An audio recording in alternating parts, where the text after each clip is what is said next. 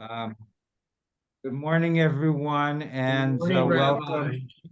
Rabbi. Can everyone hear and see me okay? Yeah, yes.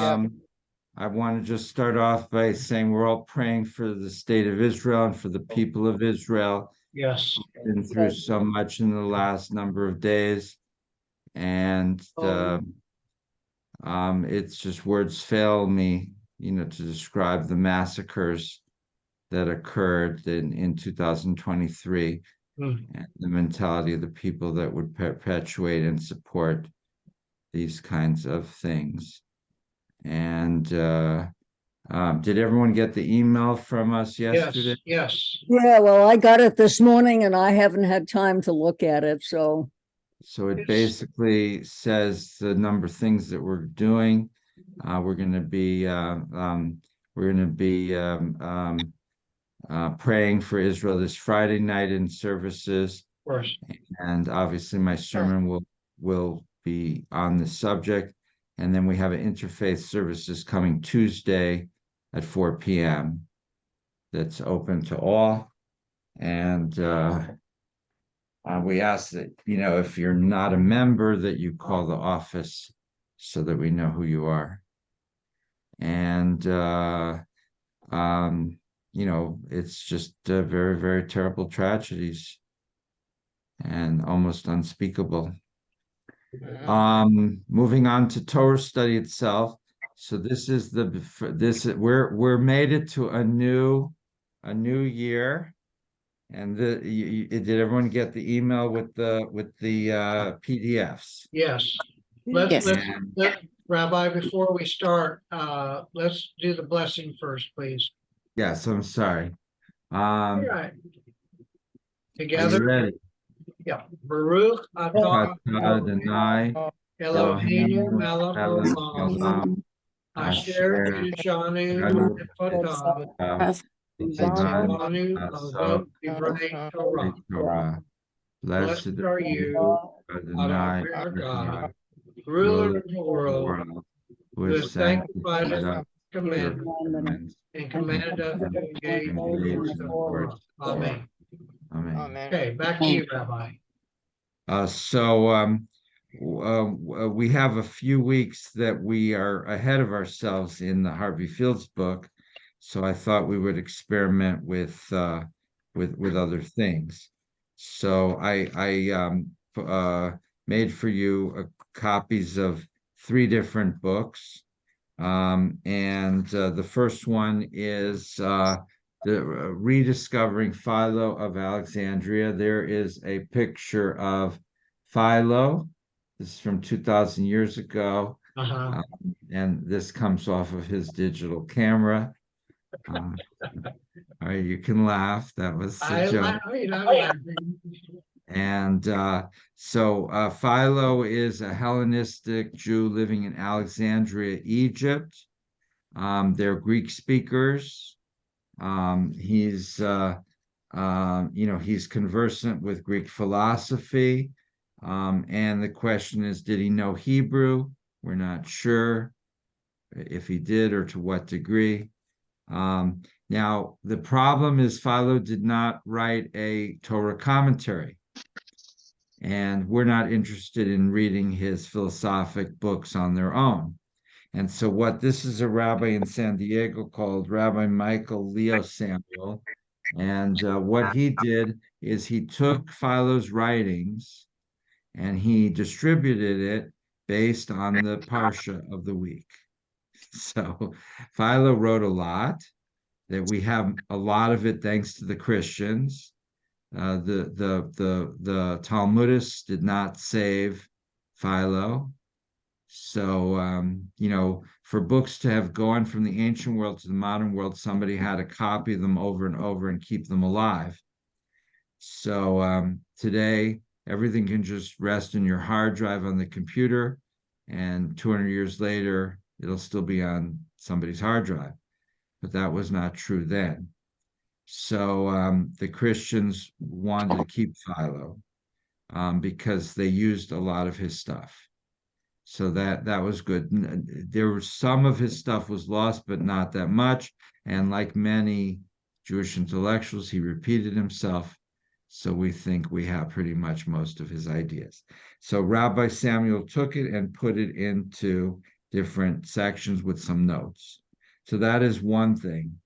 The second text is this book, which is the second PDF, and that is called the Koren Mikro Todorot, and this is a new series that they're doing, and it includes different sections, but the part we're looking at is page 46, which is from the first section. So it includes the same discussion of Adam and Eve, and it gives you different commentaries around the edges from the earlier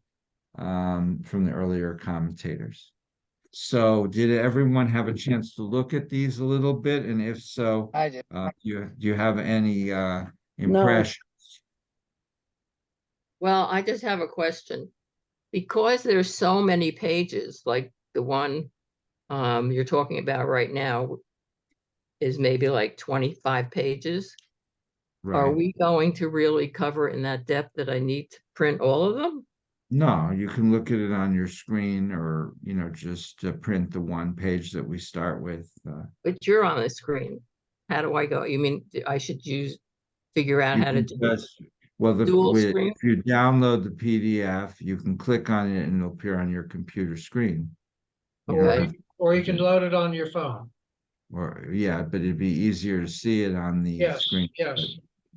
But that's what I have it. I have it on my phone, small, and I have you on the big screen, but I have the actual books.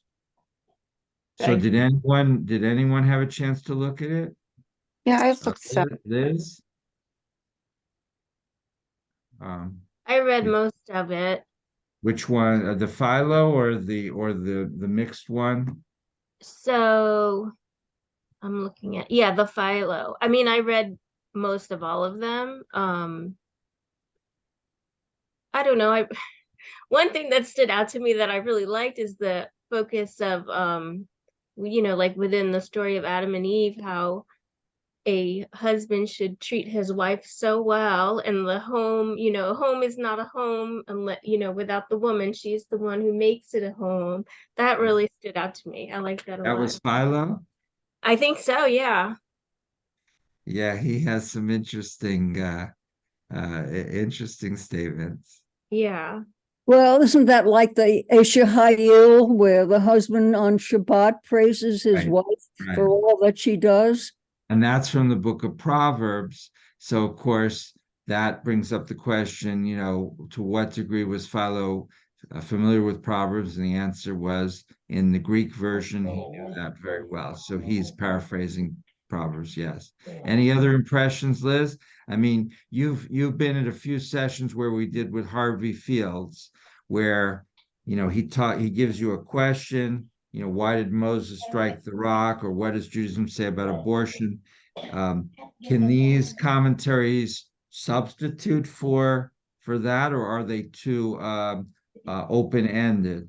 I'll put this on. Hold on. I think they're pretty open-ended. It's just I don't know, mentioning the stories and mentioning certain thoughts about it, but You got the list of I don't know. Maybe it's not entirely conclusive. everything. I mean, I'm still not 100% sure what to think about the story of Adam and Eve, and do I really believe that happened, and does that have any effect on our lives today? Like, should we consider that, strongly in our thoughts and actions? Well, certainly the themes of Adam and Eve are things that we deal with all the time. So it's a useful vehicle to understand gender relationships and the attitude toward many things that are, talked about or implied in the story. But the benefit of Harvey Fields is he would say, why did Eve take the apple, or something very specific, or is the snake the bad guy in the story? Very specific questions. And these are broader, but we'll have to see what people think a little bit. We're in chapter 2 of Philo, which is page 86. Does everyone see that? No, I can't. How can we look at it and still stay in communication with you? What I Well, saw. I look at one on the phone and one on the computer, I don't have that. or you could print it out, or it's I'll have to do it for next week. I'll just listen. okay. Does everybody else have this? Mhm. Bernie and Cy, you're all set. Okay, now tell me your name. In the red, you got a phone number for you. Hello. At the bottom left corner, It's Marcia. 631-871-3702. That's, Natalie. yeah, That's Madeline. Madeline, are you there? Natalie. Natalie. No, I'm here. Oh yeah, She's just Natalie. has to Okay. change her name. Okay. So that's what I was just, because you don't have your name on your I'm gonna do it now. Oh, you know what? Something is wrong with my iPad and I'm using my phone. That's why. okay. just So no like problem. dead. Okay. Even So- being plugged in. So I'll read a little bit just to get us on track here, but maybe you could struggle around to print this off or to find another screen while I'm doing this. So we're on page 86 of the first PDF, which is on Philo. And so this is a recreated document. So Philo did not write a Torah commentary. This is put together from his other writings. Things basically are moved. So we are talking about the second chapter in the book of Genesis, and it's the dark print. You see the dark print at the top of the page. This is a Yes. quote from the Bible, and it says and this is a very famous quote that we've all heard. On the seventh day, God finished the work that he had done, and he rested on the seventh day from all the work that he had done. And so that's from the Torah. And so what does that mean, Evelyn? In terms of what? I'm not sure what you're referring to. Can you summarize what that biblical sentence is talking about? I'll read it again. And on the seventh day, God finished the work that he had done, and he rested on the seventh day from all the work that he had done. Obviously, he created the world in 6 days, whatever the length of the day was, whether it was 1,000,000 years or 1,000,000,000 years or whatever it was. And the fact that he rested on the seventh day, is he referring the fact that he rested on the seventh day, and therefore Adam and Eve, when they were created, should also be resting on the seventh day? Yes, that's going to come out. Bernie? This is a little bit puzzling to me, this wording, because it says that God was still doing work on the seventh day. Exactly. Thank you. So this is the textual problem here. Yes, thank you. Explain. I can't explain it. Oh, okay. So what should it say? But Should say he Yeah. finished the work on the Yes. sixth day and rested on the Right. seventh. Exactly. Yes. Minya? And then the word rested actually means, or in my opinion, did he completely stop working? Or did resting mean he just wasn't working as hard as he was when he was creating the world and everything else in the first 6 days? but Right. it Yes, says Natalie. God's rest consists of working with absolute ease, without toil and without suffering. So it's not like, he's just laying around. Where So did you read that? it's the end of alternatively, the last sentence. Of the commentary. Yeah. Right. So that probably dictates a lot of what you're allowed to do and not allowed to do on Shabbat. Okay. Because later on they talk about contemplation on that day, that it's not a day of absence of everything. Okay. Sai? Rabbi, it's puzzling. I'm thinking, was there another God who knew that this first God was writing about all of this? Uh-huh. Think about it. Interesting. Liz, comment upon this seventh day issue?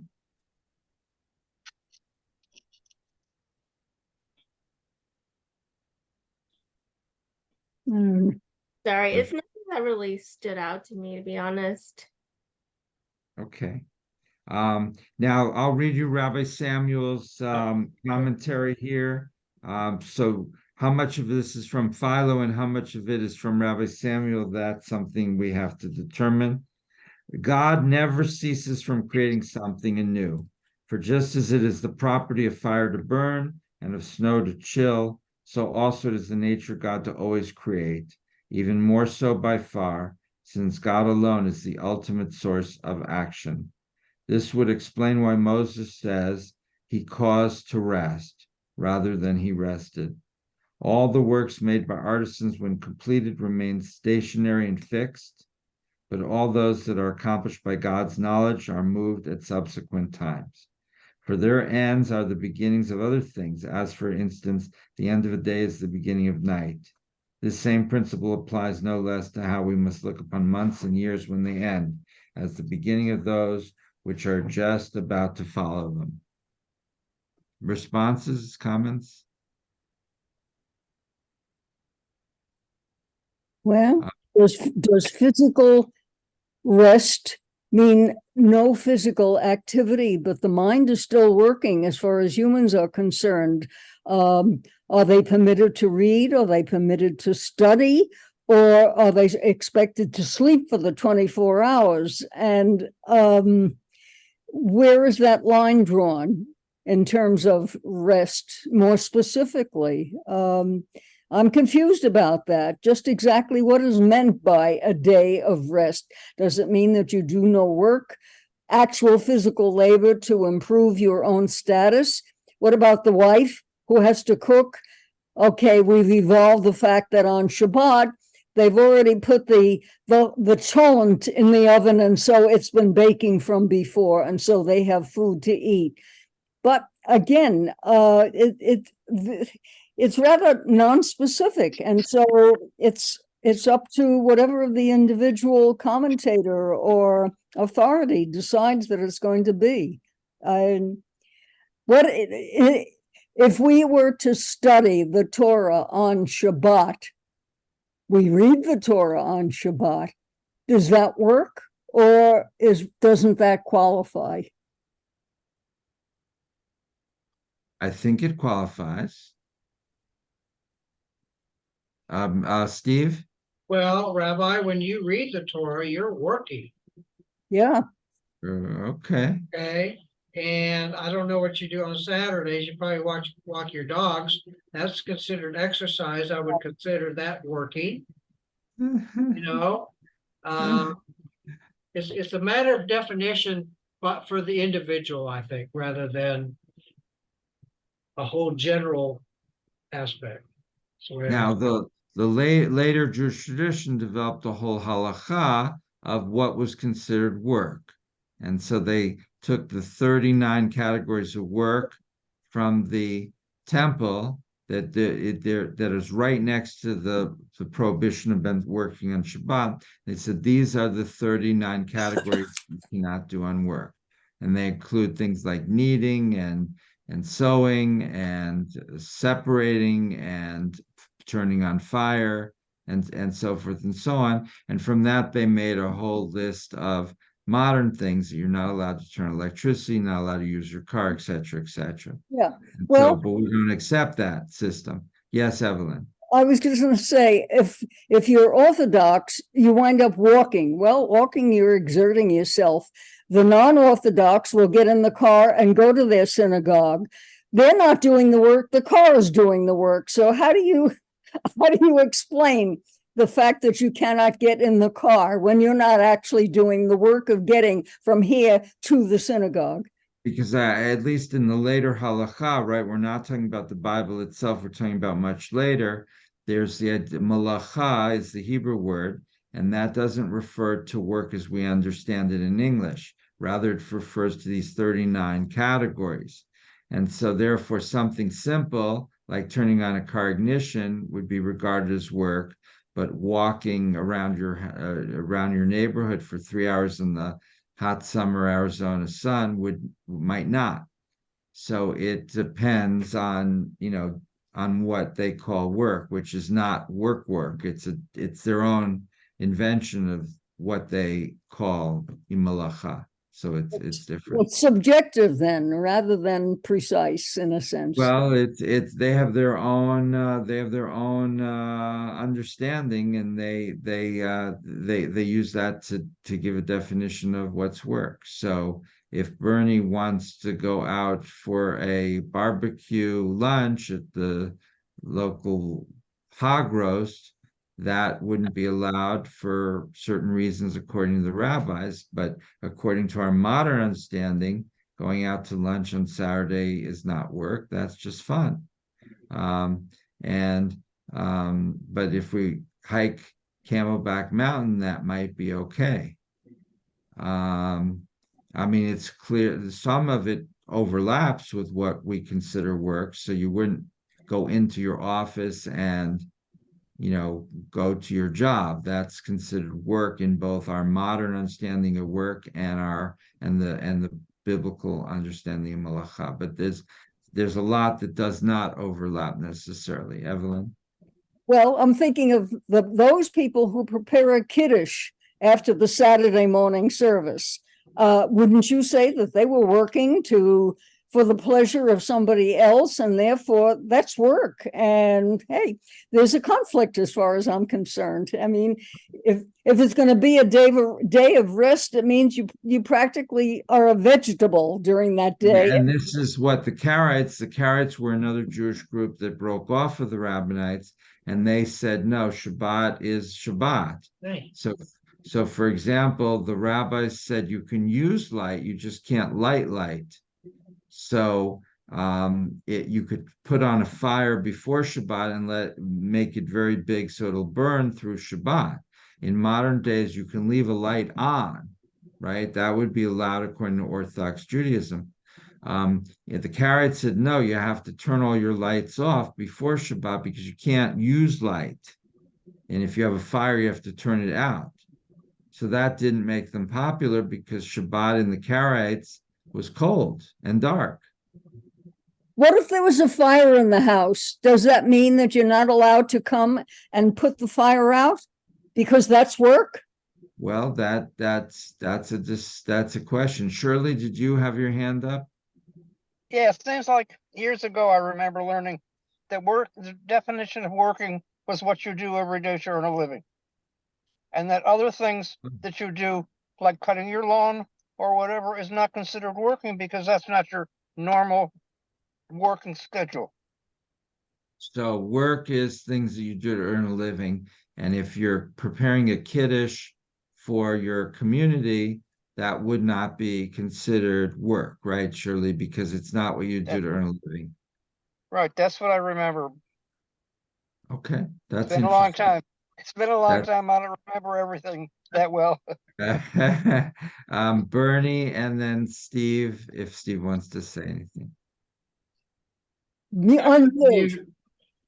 Bernie, unmute. You got to unmute, Bernie. You can't hear me. There we go. No, he didn't do it yet. There we Okay. go. I'm sorry, I have advice for Evelyn. If you try to understand halacha, you'll drive yourself nuts. Some of it makes sense, but most of it doesn't in our context. Okay. Okay, Steve, did you want to say Well, something? okay, for example, on Saturday, most Jewish retailers open for business. And how did that determined to be changed from the original laws? Was that because of the reform movement? Um, yeah, yeah. But I know of a number of conservative Jews who also have retail stores and grocery stores or whatever, and they operate as well. They work. So Uh, I mean, when Jews came to America and they wanted to continue practicing their religion, they were faced with an economic environment where, the busiest day was Saturday. Sigh. how meaningful really are all these rules and regulations that are set up arbitrarily by individuals at one particular point in time? I mean, when you think about it, it's what some people felt should be the rules and regulation at that time. But that doesn't mean that we all have to adhere to it. Things And have, that's things have that's changed, that and there's no that's big yeah, discussion. and that's why Reform Judaism is constantly trying to update what we're doing. But we have a big challenge with Shabbat. What is Shabbat for us? What should I be telling people to do or not do on Shabbat? I think And the discussion should be what we should be doing today rather than what they did 3,000 years ago. and Shabbat has to resonate emotionally and spiritually with people today, or people will stop doing it. All right, I want to skip forward just to give you a little idea what's in this particular chapter. So if you could turn now to page 92, the symbolism of the East. And he's referencing a verse, chapter 2, verse 8. Again, this is from Rabbi Samuel's book on Philo, page 92. And the Lord God planted a garden in Eden and the east, and there he put the man whom he had formed. Okay, commentary. One might wonder, why did God plant Eden toward the east? All right, so this is a question most of us wouldn't have considered, right? Because, all right, God makes this nice garden. Who cares where it is? But in the Bible, it says specifically in the East.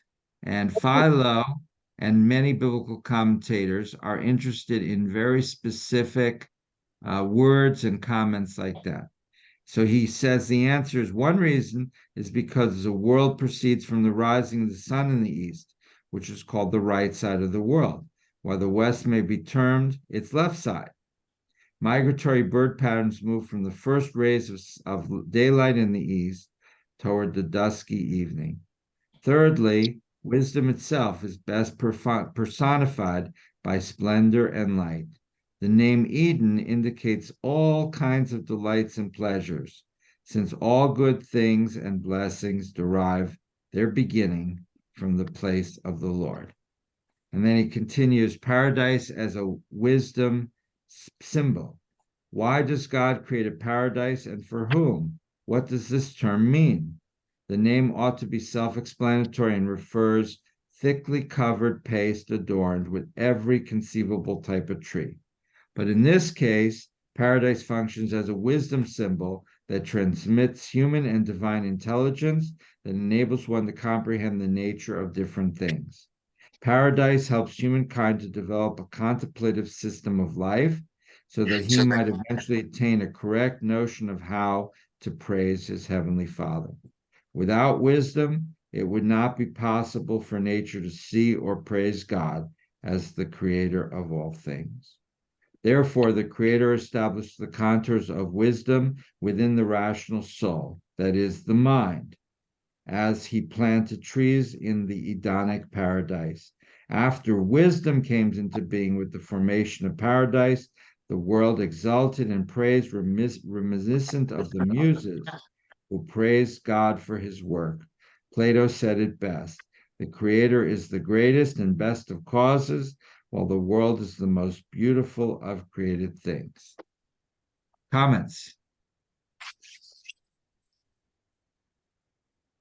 Man has to have developed a vocabulary in order to realize these concepts. And when did this happen? When God created Eden and then created man, did man have these concepts, or was he able to comprehend these concepts at the time God supposedly created Eden?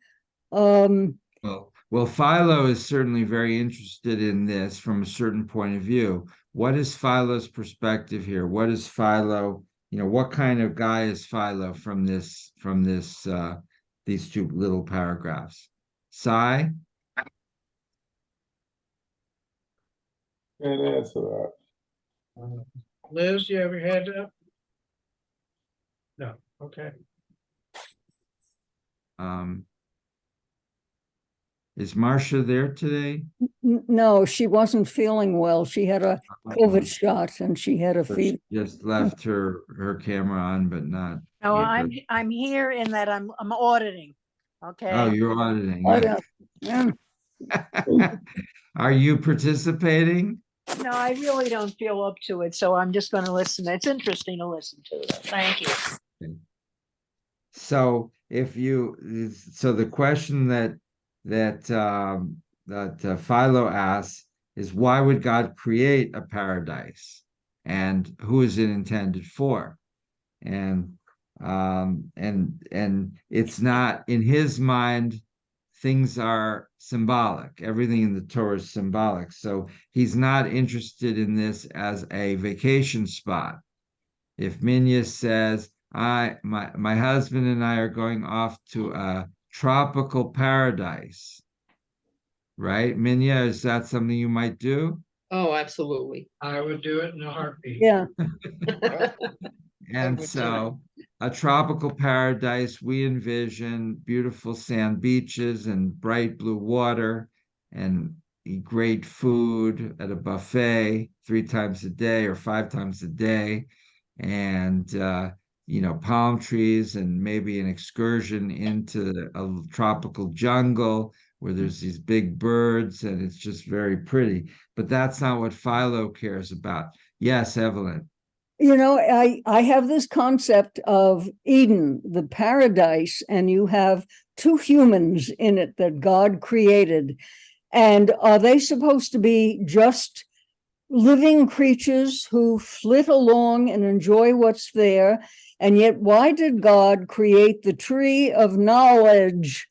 And at the same time, there was the realization that this particular tree of knowledge, in spite of the fact that he created these 2 creatures and did not want them to partake of the tree of knowledge, and yet. Well, but Philo says exactly the opposite. It would appear, at least. It said, paradise functions as a wisdom symbol that transmits human and divine intelligence and enables one to comprehend the nature of different things. So he says the purpose of having paradise is to be a symbol of wisdom, that paradise equates wisdom. Mm-hmm. So for Philo, a paradise is not a tropical island, it's more a library.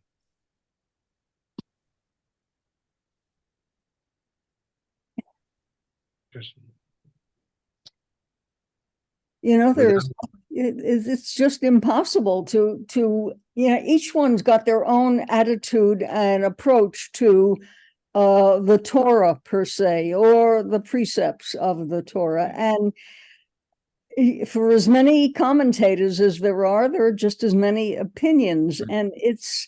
So what I'm trying to get you to focus on is this one, who's Philo. And so that's what I'm trying to see if we can see what Philo is saying about the Torah. And that Evelyn's point is exactly right. There's various Torah commentaries, and many of them take very, very different approaches. So Here we have one very particular one who's very important both to Jews and Christians. And he seems to not be interested in the literal meaning of the text at all. So the actual Garden of Eden as a place is not something he's interested in. He's interested in as a symbol, and it's a symbol of wisdom. And so what is wisdom, though? Wisdom isn't just being book smart. He seems to feel it has to represent a contemplative system of life. It has to help us live in a way that's meaningful and spiritual, whatever those terms mean. In other words, you have the information, it's how you use it that determines whether you are a good person or a bad person, in essence. Other comments here? Steve, Minya? Oh. Yes, Minya. I can't not go back to what's going on in the world with talking about Eden as a place of paradise, or as the next section says, Eden is a metaphor for wisdom. Well, if wisdom was given to people equally and then they determined themselves how they would use whatever knowledge they acquired, how in the world can we account for Hamas? Uh-huh. I mean, Well, I know we talked about God and what God does and where is God sometimes. And I have been really kind of, as long as I'm in the house, I've been glued to the TV. And I cannot understand how the world watches this and has such pity for the Palestinians. And they show all these women crying and talking about how children are hurt.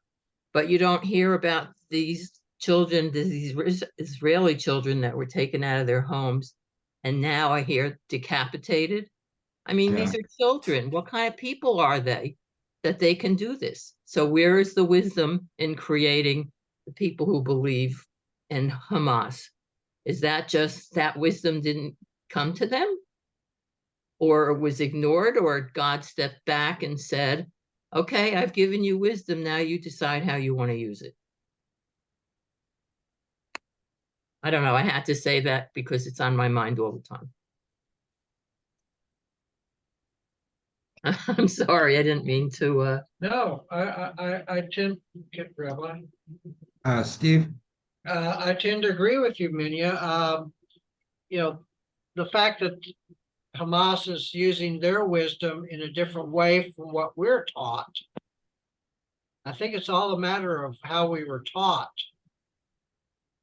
as opposed to what God has tried to teach us. It's our interpretation.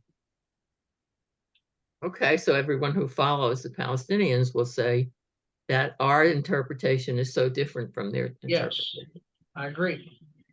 Okay. Hard to accept that, but okay.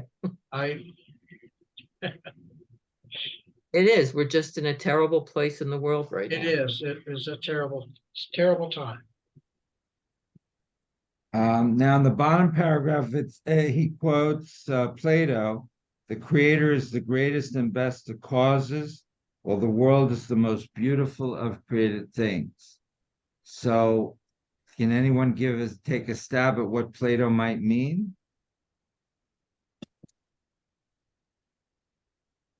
I don't know. Plato was speaking from a position of privilege and probably lacked any deprivation of any sort. And so when you have someone spouting philosophy from sitting up on high, having everything, their physical and emotional needs taken care of, they speak in one way. But someone who has at the bottom of the social pile, so to speak, their attitude is a completely different one. And so I think many of these philosophers that have been handed down, their sayings that have been handed down over the millennia, shall we say, are the ones who were privileged to have their words put down.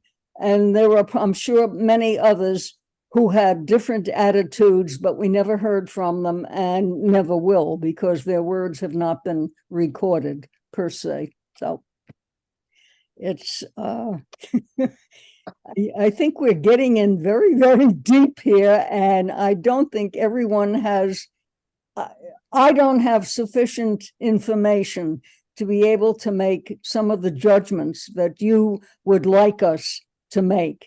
I feel uninformed, shall we say, and therefore this type of discussion becomes very stilted and difficult for us because not having read the piece that you had asked us to, because I didn't get it until this morning and I was out, so I had no time to download it or even look at it. And so Okay, Evelyn, thank you. I understand. Okay, so let's look at the top of page 93.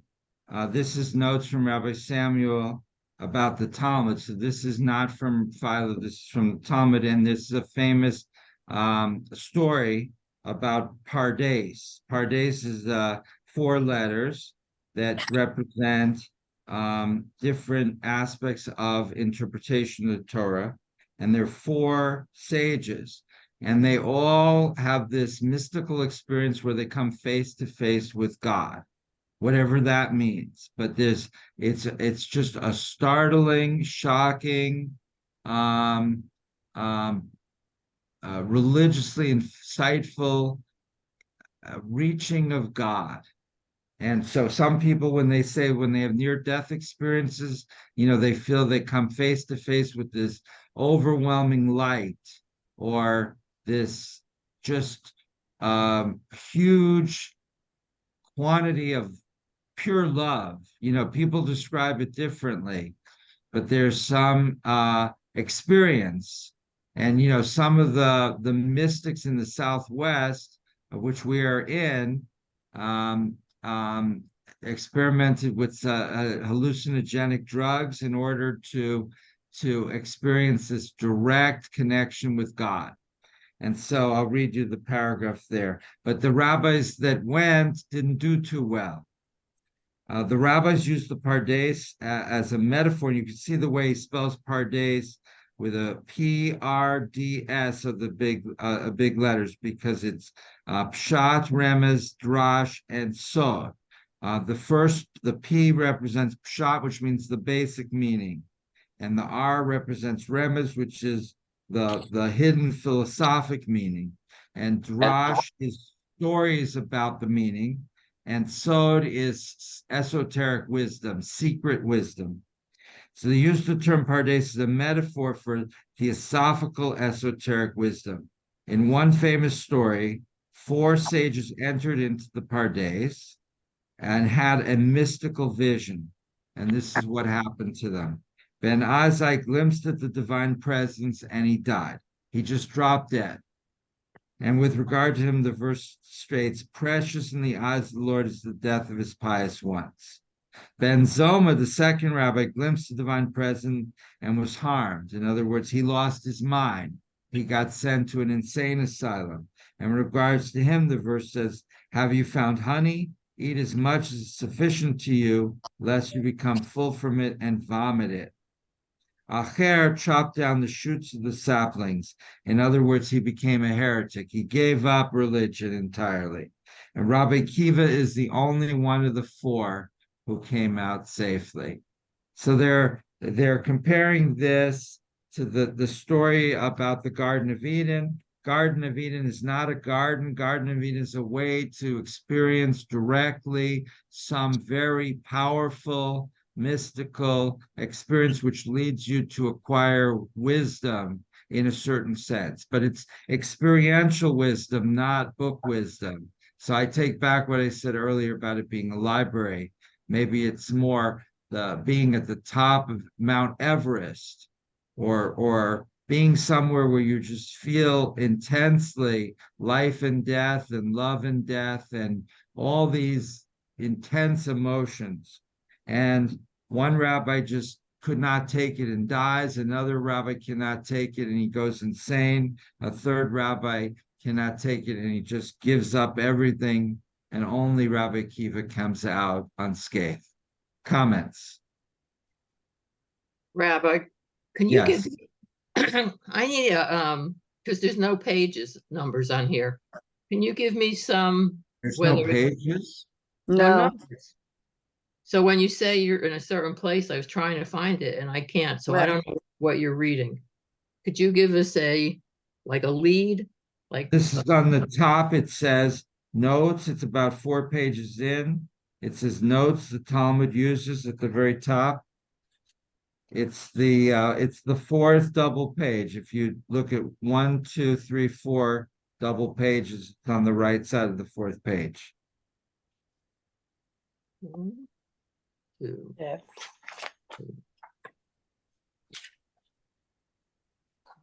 is it right Eh. above where it says Eden as a metaphor for wisdom? yes, Yes, So that's where you just finished reading. yes. Okay, thank you. Paradise as a wisdom, is that what it is? No, the other side, Eden as a metaphor for It's wisdom. right Eden is above a- there. Okay, got it. Yeah, okay. And let's look at the tree on it's on one more page. You turn over to the very next page, the tree of knowledge and the tree of life. Do you see that? Yes, Yes. And it's chapter 2, verse 9. right. Out of the ground. I'm sorry. no, excuse me. So we read that. So we didn't discuss it. And what significance does that have? Now that was what I asked, and I was having trouble getting some answers, so I gave up. And I was Oh, going on okay. to something simpler. I know why But if we're you'd moving like to on. make a comment, that would be great. But Okay. do you want to make a comment about that? You want us to go No, back to, it was a question. I was just moving forward because I was trying to just rescue the session which from total catastrophe. Okay. So I'm trying to find something that people can comment on and understand a little bit better. Mm-hmm. So the tree of knowledge and the tree of life, and it's on page 94. Yes, I see. It's chapter 2, verse 9. Does everyone see that? Mm-hmm. I Out have of the no ground, pagination. and this is a quote from the Torah itself. Out of the ground, the Lord God made to grow every tree that is pleasant to the sight and good for food. The tree of life also in the midst of the garden, and the tree of the knowledge of good and evil. And then the commentary.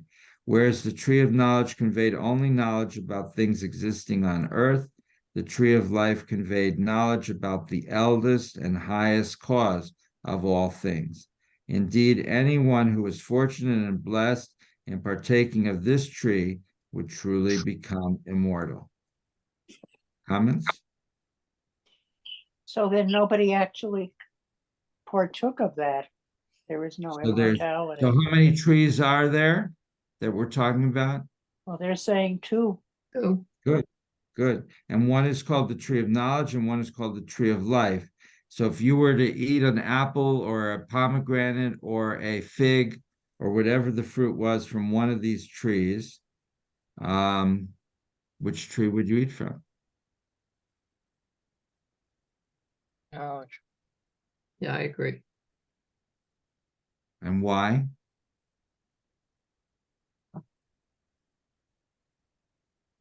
I would say that tree of knowledge gives you information about the world that you live in and maybe makes you think about the things that are in the world, whereas I think the other one with food is more concrete. So Second one, so eating from the fruit in the tree of life would give you what kinds of knowledge? well, it would even give me knowledge to plant my own tree and decide which tree I wanted because I like that particular kind of food better than another kind. So I So think knowledge gives you a broader scope of what you can do with what you've learned. okay, Sai, which tree would you eat from? No comment. No comment. No comment. Okay, Yeah. Liz? Well, I mean, I guess the tree of knowledge, I mean, maybe the question that was posed about Hamas and everything, if we had that knowledge about the eldest and highest cause of all things, maybe we could understand something like that better.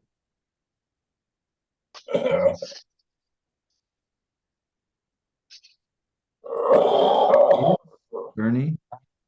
Shirley? Yeah, I think Evelyn? the tree of knowledge, the more you no. know, the better you are able to cope with whatever problems you encounter.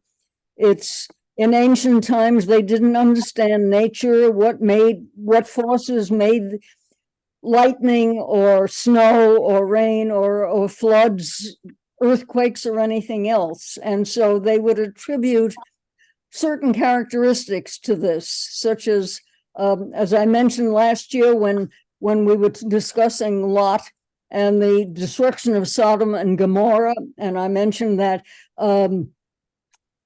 theoretically, scientists today assume that it was a small meteorite that fell and destroyed the city, and there is physical proof of what meteorites create when they do fall to Earth. And so people living at that time would have said, yes, this is God that is raining destruction down on us. And yet today we find a scientific answer for it. My feelings are the more you know, the better you're able to cope with your environment as such. And so the more you know, the more technology you know, hopefully you'll be able to discover what Hamas was doing all of that time. Unfortunately, people were beginning to, now I'm getting political, so I won't say it, but I think, again, the knowledge was there. They just weren't using it. And so this is what happened.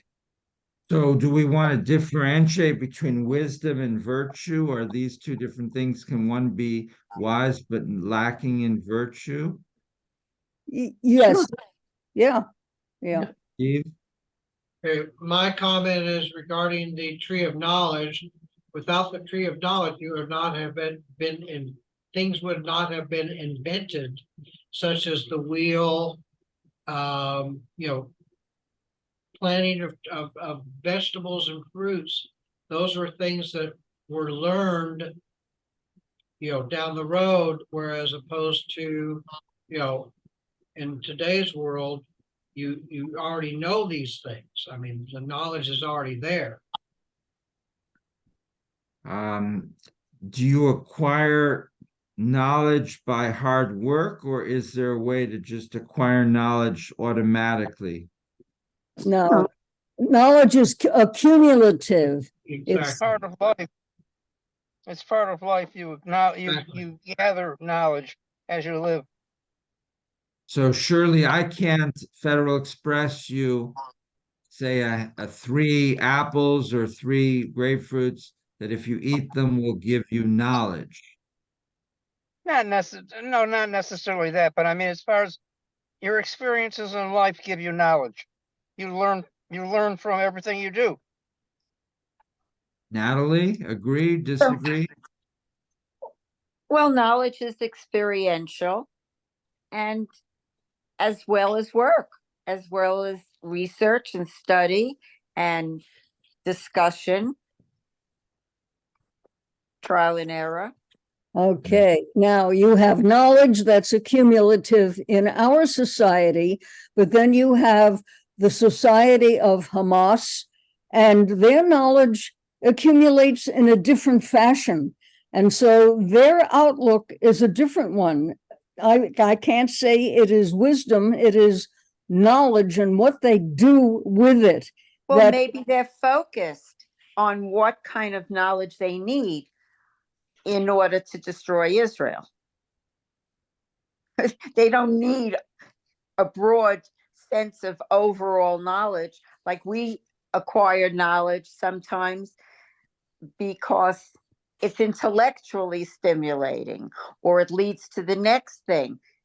I think that they're purposeful, their knowledge. Yeah, it's specific towards a particular goal. Right. And so therefore, their knowledge may be a narrow tunnel towards what they hope to achieve, and that's destruction of Israel. Whereas including building tunnels. Mhm. whatever, you know. Now, There- are we talking about that, or are we talking about knowledge in general for the human race per se? And they're two different aspects of the same thing. So what are we talking about? That's a good point. Mhm.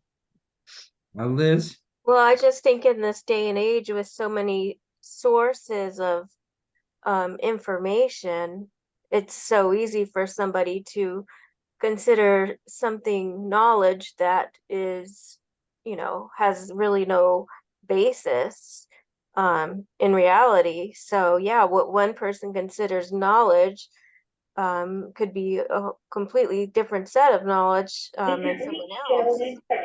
And then I was just thinking of knowledge as being different from wisdom. Sorry, there's too much noise. I can't hear. Yeah. I was thinking of knowledge as being different from wisdom. I mean, you do acquire knowledge, but wisdom, Wisdom is how you use it. yeah. I mean, Okay. when I use Yeah. the word wisdom, because I teach English to students who are learning English, and the word wisdom came up, and I said, when you think of wisdom, you usually think of an older person, because to be wise, you've had to have so many life experiences. Like some of the advice that my grandmother gave me could be considered wisdom because it was coming from her life experiences, which were many. Does everyone agree with Liz that wisdom is acquired over a lifetime? And so it would be the sort of thing that your grandmother would convey to you. And it's more, does wisdom have to be spoken? Is this things that they say, or can you just sort of sense from the way they carry themselves and the way that they, um, I guess, what is the word, comportment? Would that be, can you transmit wisdom without words? You're looking at one aspect of human behavior. Wisdom can be used by a young person. In other words, utilizing whatever knowledge they have for Up a to that point. good as such. I'm thinking of the woman at the University of Pennsylvania who discovered the technique of being able to manipulate cells so that they were able to develop the COVID vaccine as rapidly as they did. And the University of Pennsylvania deprecated her, it put her into a very low position, and yet she worked with someone else and developed this. And University of Penn made millions of dollars on her invention as such, and yet they didn't give her an honorable position at all. They kept her as simply a sideline. Okay, she had the wisdom, though, to utilize what knowledge she had to develop the vaccine for COVID. And to me, that's what wisdom is, to take the information of the science that you know and utilize it in a way that benefits mankind. That to me is wisdom. Aside from what grandma tells you from a lifetime of experience, that's a different kind of wisdom. But to me, wisdom is utilizing information that is currently available to you for the betterment of mankind or to the detriment of mankind, as some people will use it for. But it's Okay, also knowledge. I think wisdom turns into knowledge sometimes too. From wisdom can come knowledge. in what sense? Well, you learn something and you keep it in your mind, and one day there it is. Like she needs to just develop this vaccine. It doesn't mean she just learned it. She had the knowledge in her mind of how to do it. So she had wisdom, but now she had knowledge. Mhm. Maybe that's not the way to describe it, but I think wisdom can can also be knowledge. Yeah. Minya, Natalie? I was just thinking of it the What- other way, Shirley. I was thinking that knowledge, I'm trying to figure out if I mean that, the knowledge would come first, because you'd have to know, if you use a scientific, using the COVID scientists, they'd have to have a certain amount of scientific knowledge. Yeah, And then that knowledge would suddenly ring a bell in their head and That's say, right. That's I think exactly. she's right. I'm and just then looking it say, up. yeah, we can do this Yeah, because that's we right. have the knowledge. Yeah. I'm looking Yeah, it that- up in the dictionary, and it says that wisdom, ability to discern inner qualities and relationships, insight, good sense, judgment, generally accepted belief, challenges what has become accepted wisdom. I don't know what that means among many historians. Accumulated philosophical or scientific learning, and it equates it to knowledge. So and then the last one says the teachings of ancient wise men. So it's sort of across the board. So does morality enter into it? Does virtue enter into wisdom? I Good think they kind of question, cross. very important question. Yes, Shirley? I think they kind of cross. You know, I mean, you have knowledge, you have wisdom. They're kind of the same, but they're different. I don't know how to describe it, but There's a subjective thing to it too, right. because what Bernie? may be wise to somebody may be nonsense to somebody else. Is that possible? I mean, is true wisdom, Well, who's it- to say it's true wisdom? well, I think Philo would argue there is such a thing as wisdom. It's not just subjective. Like this is a modern idea, postmodern idea that everything is subjective, but I think the philosophers, Plato and Philo here, they believe that there is things that are right, that are true, that are beautiful. Beauty, even the word beauty has a specific meaning. It's not just, I think it's beautiful, but if you don't, that's okay. That these things have objective reality and that wisdom. Yeah, Yeah. I disagree. I think everything is subjective. You're using the word beauty. Concepts of beauty have changed over the millennia, and a Greek concept of beauty is different from perhaps the Renaissance period. I'm thinking the beautiful women that were depicted. And so in one era, a slender woman was beautiful. In another era, you had Rubenesque type of women who were really what I would call Zoftic in every sense of the word. But Evelyn, what I've tried to argue in the last several minutes is that I believe, and Philo believes, that there is an objective wisdom, there is an objective truth, there are values that are universal. And so I'm rejecting the modern thinking on this, I guess. So, and maybe you're more accepting of the modern way. So I'm totally rejecting this, and I'm saying that in terms of virtue, the Hamas, to cite example from others, they Right. see what they're doing as virtuous. Here you have Yeah. all these people willing, and they collected apparently the bodies of 1,500 terrorists killed in Israel, to do this. So these 1,500 terrorists, mostly young men in their 20s, were willing to give their lives to do this. And so cutting off the heads of babies for them is somehow virtuous. Now, I would say that they are in error and they are evil, and that this is an objective reality that I feel strongly about. There is, and similarly, there may be cases where art can be interpreted in different ways, but there is something that certain art pieces might be universally regarded as beautiful and certain ones not. So I hold that there is some objective truth down there somewhere. Other comments that I missed? Okay, let's turn to the next page, which is page 96. At the third line, it has a title saying the four rivers and the four cardinal virtues. So what I'm skipping over is a commentary where it talks about in the Bible that out of Eden there flowed a big river, and for there it divided and became 4 branches. So I'm skipping all that commentary there, and they give the names of the 4 rivers. But I'm going into the more allegorical part of Philo's presentation. Does everybody see where I am? I see the 4 rivers. What else are you looking at? It says the 4 rivers and the 4 cardinal virtues. The third line on the left-hand side. You see that? Bernie, do you see? Yes. Okay.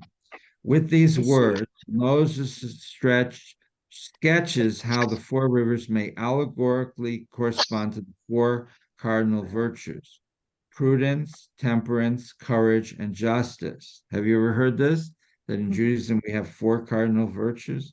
Yeah. Now, the great river from which the 4 branches flow is generic virtue, and the 4 branches of the virtue waters all the good actions of a person, providing one with an abundant stream of benefits. All right. Comments. The 4 cardinal virtues: prudence, temperance, courage, and justice. I think most societies would certainly want justice, because otherwise there is chaos in the society, and those who transgress, if there is law and order, then you will get justice. If you have no law and order, actually, then how can there be justice? Because you need someone to pronounce that what this individual did was contrary to what society expects. And so, yeah, I can see justice. Prudence, well, Can anyone define prudence for me? What is prudence? Caution. Say again? Caution. Caution. Okay. Liz, is that how you teach your English students, that prudence is caution? Yeah, you have to You have to unmute. You're muted, Liz. You have to unmute. I don't think that word has come up with them, but I think that's a good definition. It's not used that much. There was a Beatles song, right? Dear Prudence. There's a girl named Prudence that I guess he had a crush on, but it does mean something along the lines of caution. We need to exercise prudence in such an important matter, for example. And then the second of the 4 virtues, each representing a part of this river, temperance. What is temperance? You don't go to extremes, such as if you take drinking, you don't drink to excess, but then you don't necessarily have to abstain either. Moderation might be a word that would be comparable to it. The quality of moderation or self-restraint. Yes, Sai. I would think that our government tries to incorporate all those items. That's the basis for good governance. Is temperance, is All being 4 of them. being All able 4 to of them. moderate. And so when our government is divided into 2 extremist groups, the far left and the far right, and they won't talk to each other, and they scream at each other, and they won't compromise with each other. And even within one party, they knock off their own leader because he's a little bit too moderate, and his big sin was talking to the other side. Then you have a problem that there's no temperance, and if there's no temperance, then you're violating one of these 4 cardinal virtues. Courage. What is courage?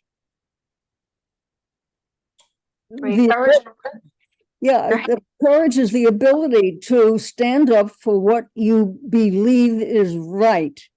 It may or may not be right, but if you are courageous and put forth your attitude and philosophy, in spite of perhaps society's antagonism, I would say that was courage. Okay. Liz, does the word courage come up? Yeah, I mean, to me, I think of bravery. Oh, what's the difference between courage and bravery? I think they're pretty close. I mean, if you're brave, you have courage. Difference between bravery and courage. We'll see what they say. Bravery is more spontaneous and involves setting aside fear. Courage is about having fear, being mindful of the risk, and Mm. making a conscious decision to do Yeah. something anyway. Yeah, I So agree courage with is that. more, and that's why this is one of these four virtues here is courage and not bravery, because bravery is not a virtue, it's something you just exhibit in the heat of the moment. The terrorists come at you and you fling yourself in front of your friend to protect them, so the bullets hit you. That's bravery. It's not something you can plan for. It's not a virtue. It's not something you can cultivate. But if you cultivate your virtues properly, you might exhibit bravery in the heat of the battle, as opposed to running away.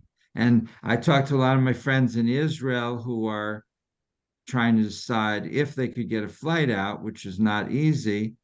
There's flights on the schedule, and most of them then don't actually fly out because the planes don't fly in.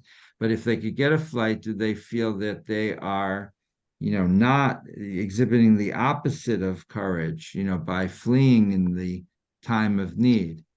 But my Hebrew tutor this morning said she tried to go volunteer, and there's just so many volunteers volunteering everywhere that she couldn't find anywhere to volunteer. And there was a line, 1,500 people in line in Tel Aviv waiting to give blood. So there's, I I saw that on mean, TV. Yeah, 1,500 people. I mean, you can't, if I see a line in the supermarket of one person, I just drop my groceries and leave. Like, I'm not very patient that way. Can you imagine waiting in line for 1,500 people so that you could give blood? they It's- even had tourists from other countries who came to give blood, not Right. only Israelis. That's Right. why the lines were so long. Mhm. But it's Sigh. fantastic. Sorry, It's Shirley. fantastic to think how many people, are blending in with all this. Not, they're not Israelis. They're just people, and they're doing all the things that everybody else is doing. And it's just one group of people that's doing this. It's great. Mhm. Yeah, and this is so he sees this four rivers in the Bible, or the four rivers leading out of the one big river as symbolic, as representing these four cardinal virtues. Do you see these as four cardinal virtues: prudence, temperance, courage, and justice? I mean, we didn't speak about justice, but that's pretty obvious. Aren't there other virtues that would be equally important or more important? Such as, Well, I don't know, but do these strike you as the four most important ones? I don't think that it's the four most important, maybe, but I think it's necessary for society,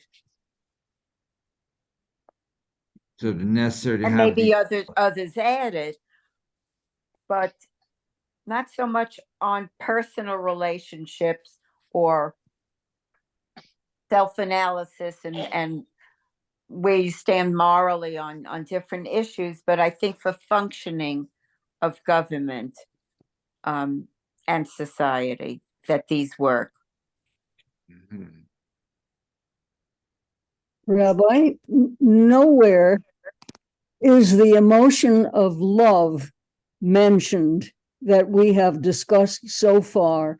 And love is an emotion that is typical of mammals, because you can see love, a lioness licking her cub, or other lower forms of animal life where there is obvious affection. Certainly, we know love, not just necessarily physical love, but the love and affection that we have for our family members, members of a group that we are close to. And therefore, because we have love, I think exists also hate, because the fear of feeling that our group is important. We love our group, but we are unsure of the other side, the enemy per se. And so you have this contrast. Because you have love, you also have hate. Now, where do the philosophers categorize love per se in with other traits that humans have? Where does love fit into this? That's a good question. Anyone want to take it? So where does love fit into this Garden of Eden scenario? We've got our four virtues, but nothing about love. I guess it has to fit in somehow, somewhere else, somehow, because it seems to be a very basic, and perhaps the most basic um, character trait or virtue or whatever you want to call it, or emotion.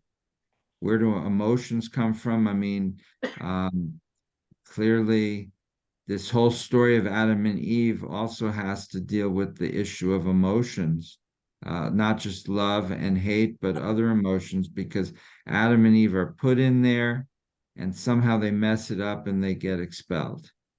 And so, how does that happen? And how does that make them feel? And how does that make other people feel later that we are the heirs of Adam and Eve? And what was this garden? And was it, the interpretation that I have given in the past is that Adam and Eve needed to leave the garden because the garden was perfect and they were, in a perfect world. But that's not being a human being. To be a human being means to face all of the trials and tribulations of being a human being, which means they had to leave the garden in order to grow up.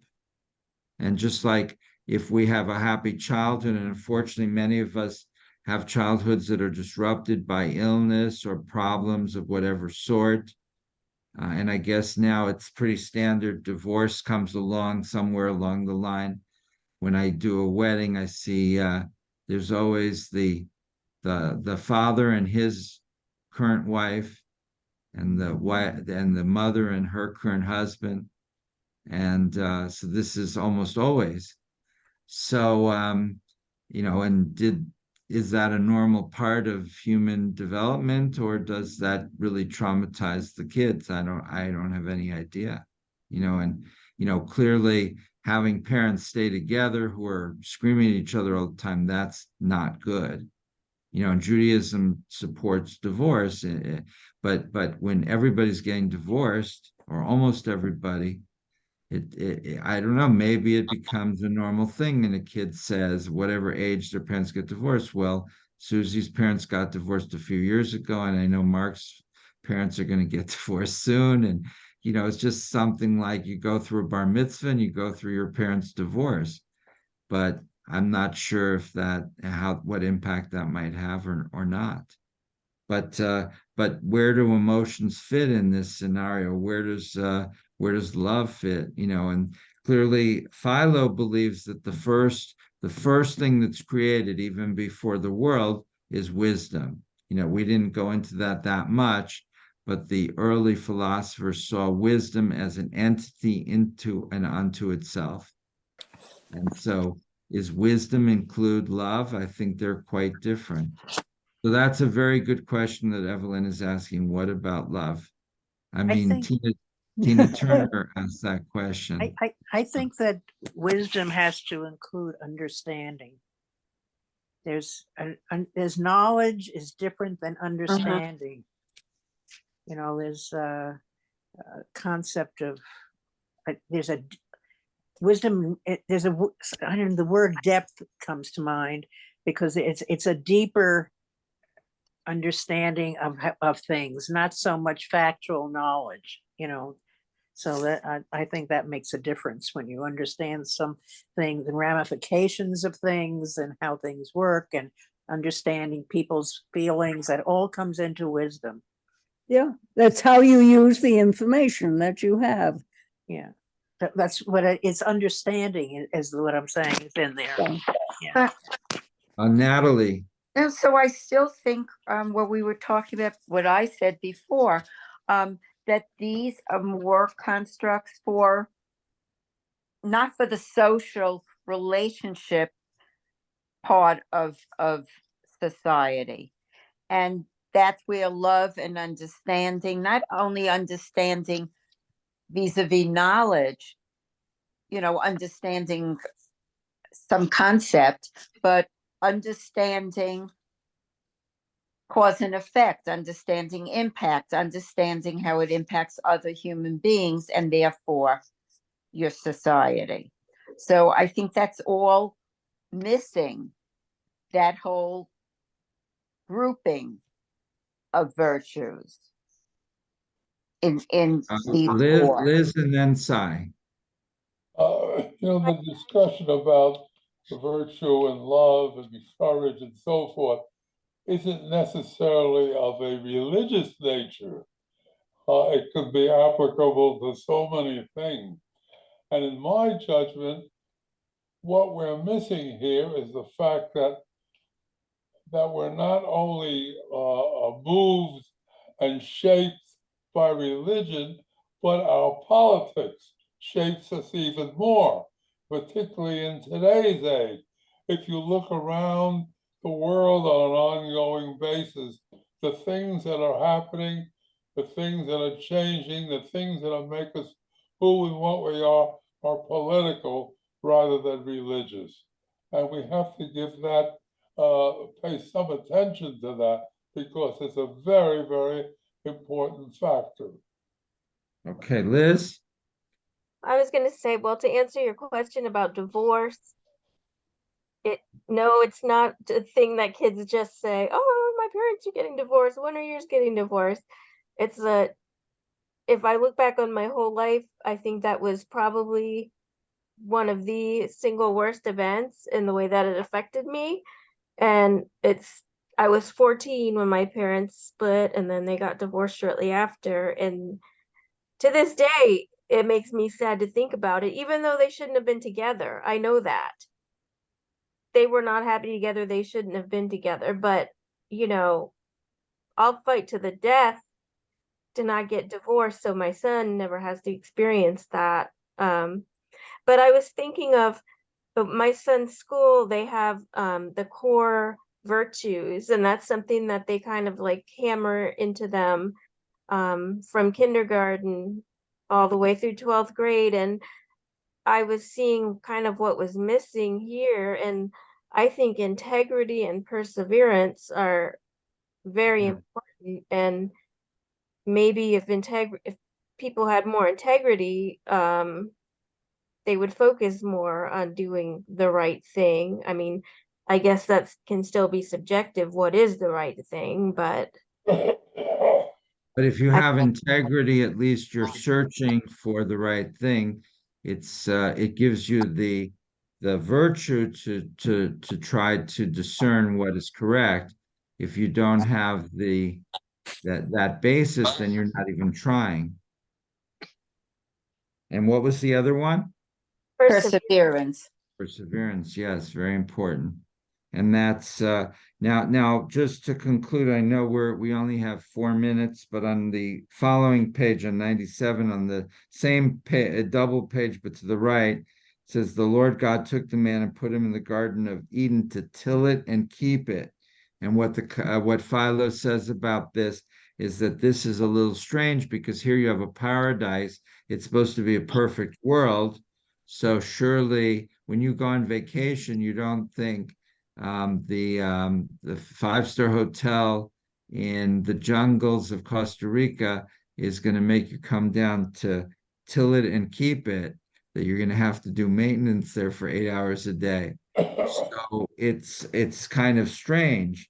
The Philo says that, well, that one of the main things is that God wants Adam to take responsibility for taking care of this garden, that he doesn't want a garden that just takes care of itself, so he creates a garden where there could be droughts, and then you have to go around manually water things. You have to trim the bushes. You have to do various things to cultivate the garden. And this is a metaphor. Jerzy Kosinski, the American Polish Jewish writer, he had a book where one of his characters spends all of his time cultivating a garden. And so even paradise, you need to have some sense of responsibility and a work ethic and a desire to persevere and to maintain what has been created. I think we're out of time. Any feedback on this commentary, you can email me and Steve, and we'll take a look at it. And we're planning to do one more week of something unusual and then go back to Harvey Fields. That's a tentative plan. Steve we'll close Okay. with the final blessing. Well, first, Rabbi, you have a couple of classes coming up, and then also Friday night, and then you also probably want to talk about Tuesday. Yeah, so you should all have received that email about it, hopefully. But the Friday night we'll have a large part of the special service devoted to praying for the people of Israel. And then the following Tuesday, we have an interfaith service at 4 p.m. That is of solidarity with Israel. The temple is collecting donations for Israel. We have a number of charities we're going to give to from whatever is raised. Okay. Where is the service? The service is at the temple. At the temple and the sanctuary. Who's joining you for interfaith? We don't know yet. We just sent out the invitations yesterday. And what time is it? 4 p.m. 4 o'clock. And I'm in the middle of a course that was called Crisis in Israel, which was talking about the judicial reform. It was a completely different crisis. So the course title remains the same, but the course content has shifted 100%. So that's halfway done. But if you want to, that's on Monday mornings at 10 o'clock. All right, let us conclude then with the final blessing. Together. Baruch atah No, Eloheinu melech haolam, asher natan lanu Torah temet v'chayeinu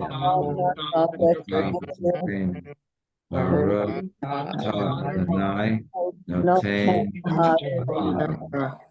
Blessed is Adonai our God, ruler of the universe, who has given us teaching truth, implanting in us eternal life. Blessed is Adonai, giver of the Torah. Torah. Amen. Okay, everyone, have a good rest of the week, Yep. and we'll see you guys Friday. next week, and if not, sooner. Rabbi, are you Steve, gonna I'll call you just now for a second, is okay? Sure. Rabbi, are you gonna use these pages next week? We'll send out an email shortly based on the feedback, what to do next week. Okay. Bye-bye. Bye, Okay. everyone.